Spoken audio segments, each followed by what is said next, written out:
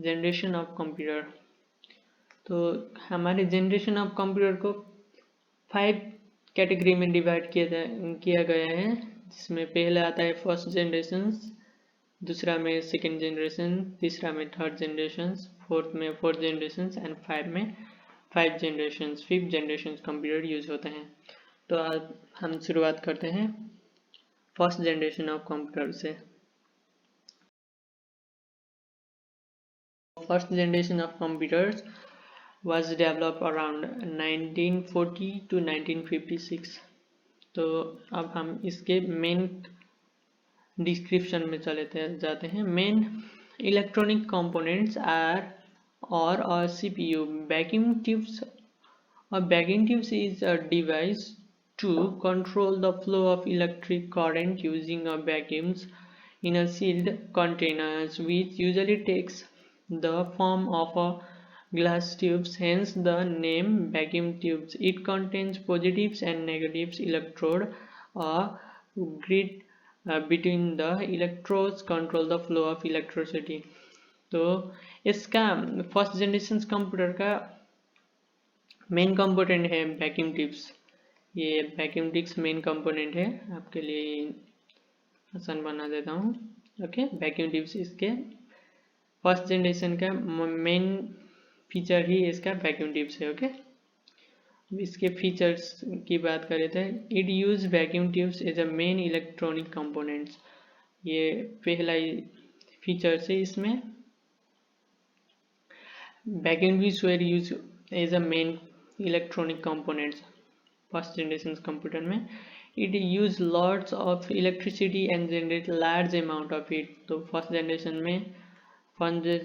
Computer बहुत ज़्यादा ही electricity consume करते थे एंड बहुत ज़्यादा ही हीट प्रोड्यूस भी करते थे। Air condition systems and AC were use to cool computers. तो बहुत ज़्यादा ये लोग फर्स्ट जनरेशन कंप्यूटर बहुत ज़्यादा ही हीट प्रोड्यूस करते थे, इसलिए यहाँ AC और एयर कूलिंग सिस्टम्स यूज किया जाता था। Computer were big in size and slow in speed. तो कंप्यूटर पहला कंप्यूटर था, पहले जनरेशन का कंप्यूटर था, इसलिए वो कंप्यूटर बहुत ज़्यादा बड़े और बहुत ज़्यादा स्लो होते थे। And the operating times was milli second.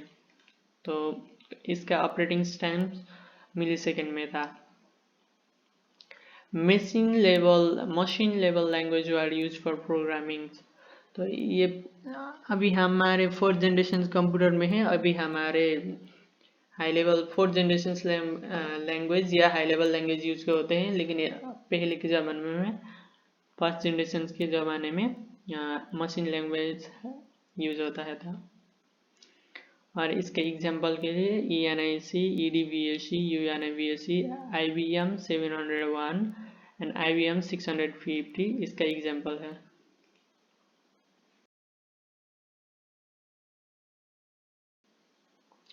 Second generation of computer.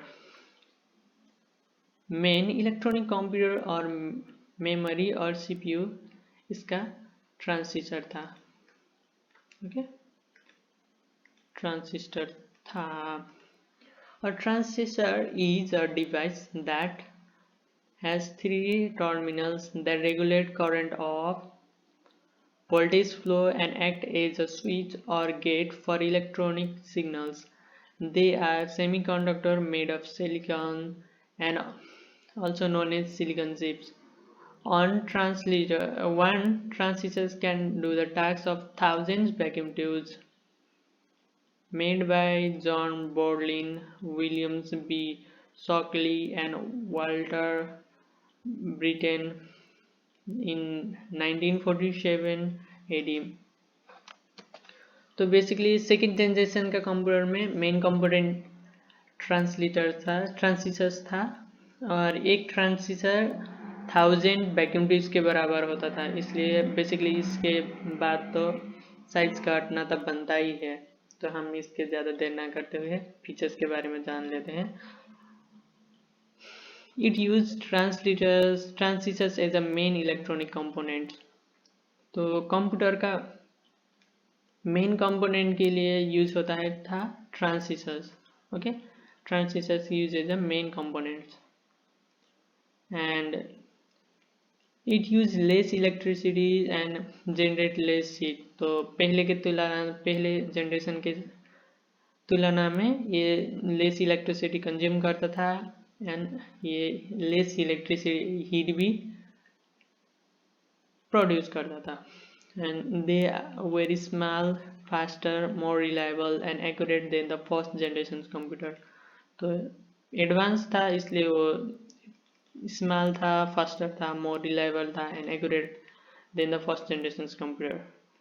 Operating times was micro seconds. तो पहली जनरेशन कंप्यूटर में क्या था, मिली सेकेंड से यहाँ माइक्रो सेकेंड में ट्रांसफॉर्म हो गया. और assembly language was use for programming. तो पहले जनरेशन में मशीन लैंग्वेज यूज किया गया था, लेकिन सेकेंड जनरेशन में असेंबली लैंग्वेज यूज किया गया है. एग्जाम्पल की बात करें तो IBM 1401 and IBM 7079 etc. Third generation of computer को.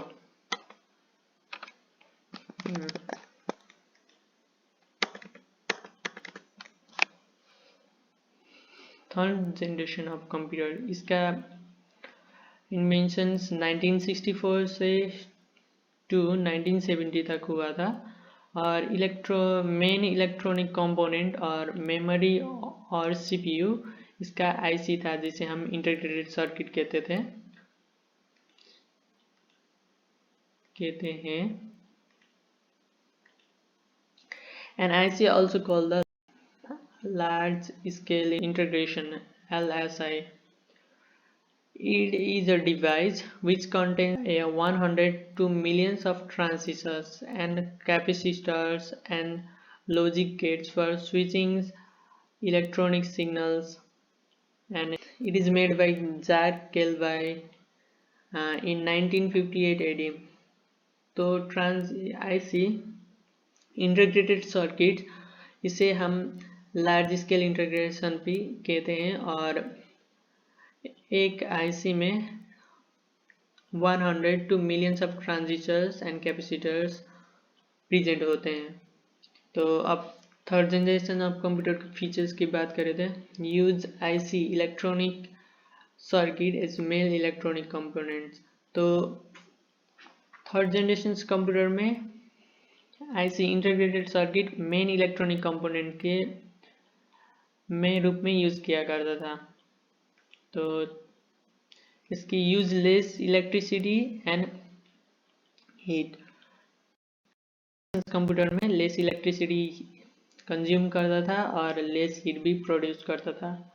दे were much smaller faster and more reliable accurate than previous generation computer. और ये मच स्मॉलर सेकेंड जनरेशन के कंपैरिजन में बहुत ज़्यादा स्मॉलर भी था, फास्टर भी था और मोर रिलायबल एंड दूसरे फर्स्ट एंड सेकेंड जनरेशन से ज़्यादा एक्यूरेट भी परफॉर्म करता था कोई भी टास्क. एंड अब इसका ऑपरेटिंग टाइम्स यहाँ हमारे नैनो सेकेंड में आया था. पहले में क्या आया था, पहले जनरेशन में आया था मिनी सेकेंड, उसके बाद माइक्रो सेकेंड में ट्रांसफॉर्म हो गया. अब थर्ड जनरेशन में आते आते हो गया नैनो सेकेंड. और magnetic disk were use to store data. तो मैग्नेटिक डिस्क स्टोर डाटा करने के लिए यूज होता था. Keyboard and monitor were develop. Third generation computer में आकर हमारा कीबोर्ड एंड मॉनिटर डेवलप हो गया था. और high level language was use for programming. Okay, तो बेसिकली हम थर्ड जनरेशन लैंग्वेज में इसे कह सकते हैं हाई लेवल लैंग्वेज. और थर्ड जनरेशन कंप्यूटर भी इसमें, थर्ड जनरेशन लैंग्वेज भी इसमें यूज होता था. और एग्जांपल की बात करें तो NCR 395 B6500 etc. ओके, ये थर्ड जनरेशन कंप्यूटर का एग्जांपल हो गया. अब fourth generation of computer.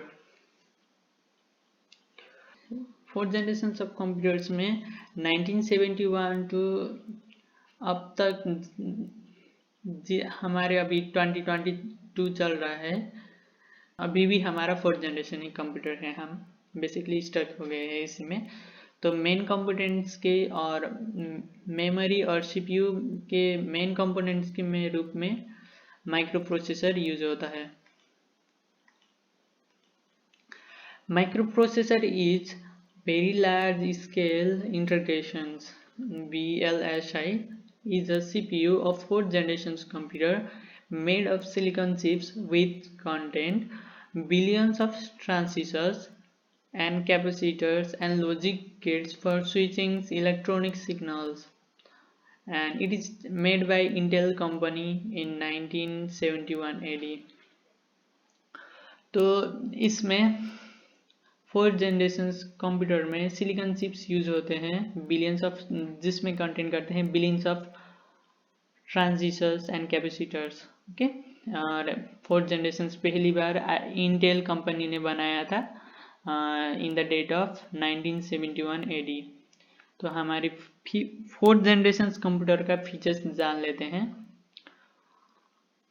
Use microprocessor as a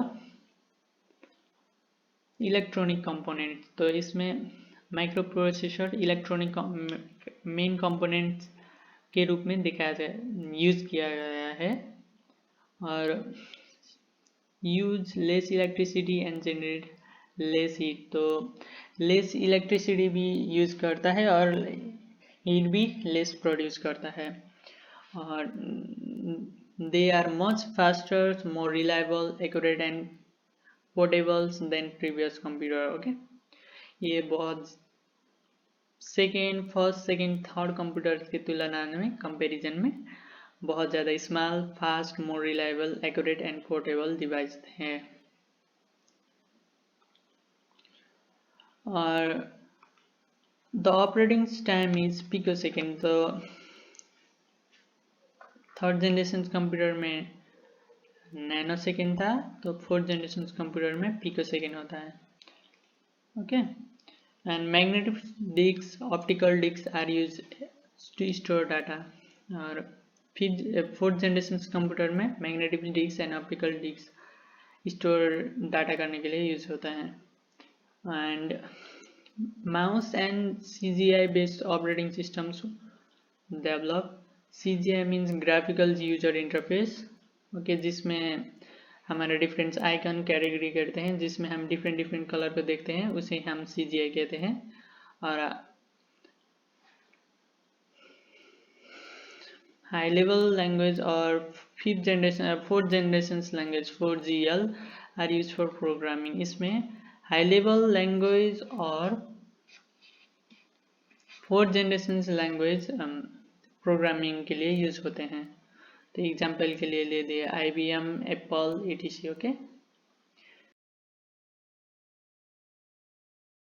and 5th generation of computer. तो 5th जनरेशन का कंप्यूटर अभी देखते ही नहीं हुए हैं, हम अब तक 5th जनरेशन कंप्यूटर में नहीं पहुंचे हैं, इसलिए यहाँ डेट नहीं है, उसके इंस्टेड ऑफ दैट यहाँ फ्यूचर दिया गया है। ओके, और मेन कंपोनेंट की बात करें तो इसमें बायो चिप्स होते हैं। 5th जनरेशन में मेन कंपोनेंट के रूप में बायो चिप्स यूज किए जाते हैं। Bio chips also called ULSI, ultra large scale integrations, is a CPU of 5th generation computer made of biological organism obtained from living organisms। और ये biochips concept by Japanese minister in 1990 AD।